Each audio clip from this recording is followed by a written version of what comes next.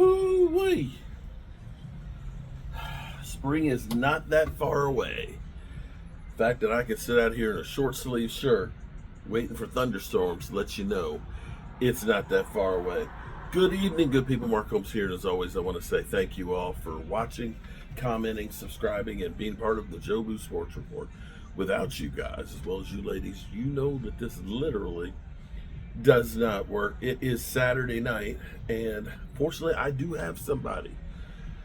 The Cowboys, interestingly enough, have been the polar opposite of last year, literally signing at least one person, one player a day. I guess last year at this time we would have said, well, shit, that's really good. The Cowboys, they're working on trying to get better. But Cowboy fans, we're not exactly that excited, so to speak. And, you know,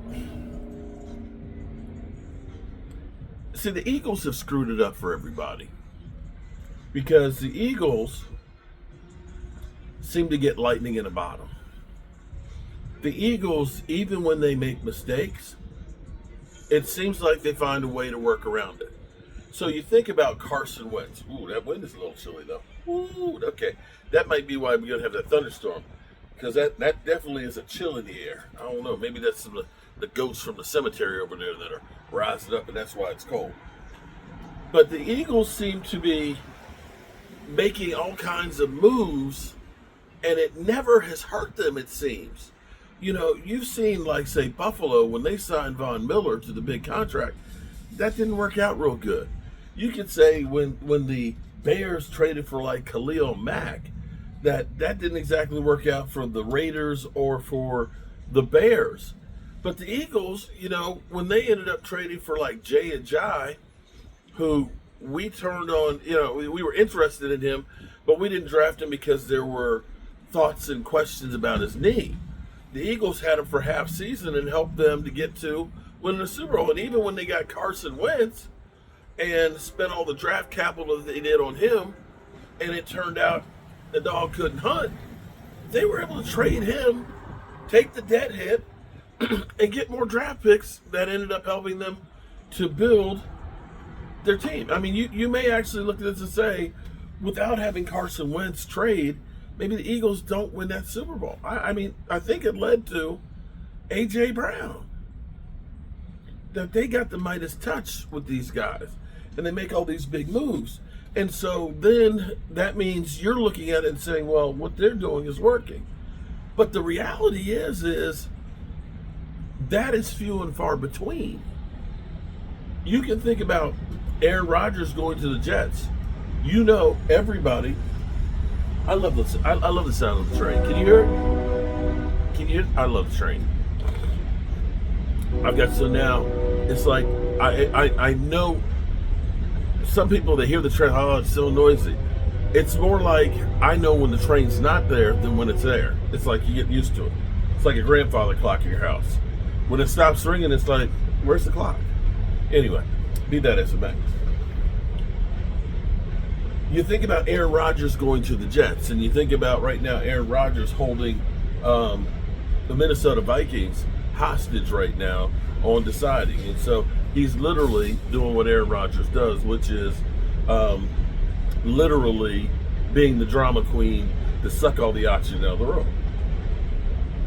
But that didn't work out for them. And you think about so many of these different trades and free agent signings. Hey, how you doing? All these free agent signings and things that typically don't work out for teams other than the Eagles. So the Cowboys are trying to say, we have a problem, definitely depth and a talent problem, but we don't want to try and say we're going to go home runs for 2 or 3 big players. That we're going to hope that us bringing in a plethora of players will make us better. And it will. Better enough to win a Super Bowl? I don't know about that. What the Cowboys are going to have happen is, here's what we're going to have happen. We are going to need to see our coaching staff be able to coach better. And that means coaching guys up. That means taking a Mozzie Smith who was beginning to make some hay the second half of the season, being able to take him to another level. That means the new offensive line coach, is going to need to take Tyler Guyton and make him a credible starter, as well as Terrence Steele a better pass blocker. Because that's where your biggest bump is going to be able to happen for the Cowboys. The good thing is now you've got credible people that have had some starting experience at least to be backups. Because so you think about this. When La'el Collins was too fat and his hip went out, we relied on an undrafted rookie, Terrence Steele. And Terrence Steele, you think he's bad now? You should have seen him in his first season. He was awful. I remember some people wanted to literally push him off a bridge. No joke. He got better his second season because he got better coaching and he had some time.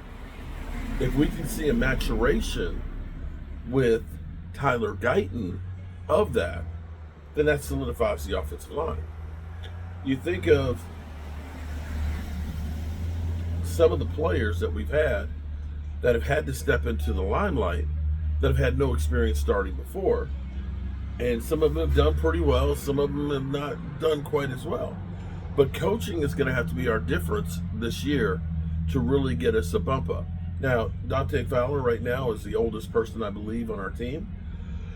And hopefully he can be a field general to help teach some of the younger guys about being better pass rushers. I still would love to see, if we're going to make bottom price signings, please, by all means, go get Calais Campbell. Yeah, please. You know what, Jerry Jones, Stephen Jones, for 9 years, I have been here promoting your brand for free. You ain't paid me a dime. I have sold hope. I have got people excited. Hell, I've done, meetups at the AT&T Stadium for game days and buying block tickets. You got the money on the cap. Go get somebody like Calais Campbell who can be a mentor to these guys, who can teach them about being a professional and getting along, as opposed to talking shit about you when they leave. My question to you guys is, are you happy that the Cowboys are making moves, or are you pissed off because they're not making the big moves? Hate to tell you, a leopard ain't changing his spots. As much as you may hate it, this is earth-shattering for Jerry and Stephen Jones, what they're doing right now. And for all we know, this may be because we have all of these coaches with different eyes on different things from all over the NFL. When you think about our offensive line coach coming from the Cardinals, when you think about Brian Schottenheimer, who was with Seattle and things, and you start looking at all of the different eyes and things that they're trying to bake a cake, and they've seen ingredients that they know fit what they're trying to do. And for all we know, this is like the coach and position coaches are saying, this is the kind of guy who needs the opportunity that I can coach up. I don't want to say trust the process, but we may need to trust the process. And in comparison to the 5 years that Mike McCarthy was here, you did not see a single one of those, be it mid-range, lower range players. You've never seen the Cowboys working on bringing in as many people as possible. But not like this. This tells me that they really believe in Brian Schottenheimer for whatever reason. And maybe it was a good thing that Mike McCarthy left. I can definitely say I really enjoy Brian Schottenheimer a lot more than Mike McCarthy.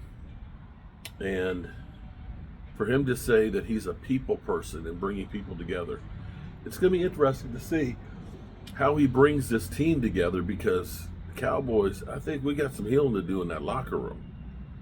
We've got some things that we've got to fix if we're ever going to go ahead. Whew. Well, tomorrow all of our friends are leaving, and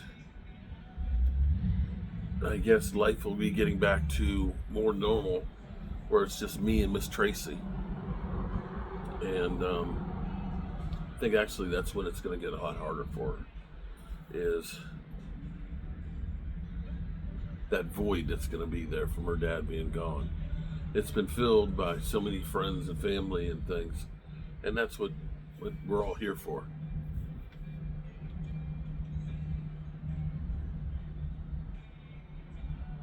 Alrighty, good people. We're going to go watch a movie together. The movie might be watching me because I'm kind of tired. But I appreciate you guys. And it's got to be better than last year. It's got to be better than last year. Peace.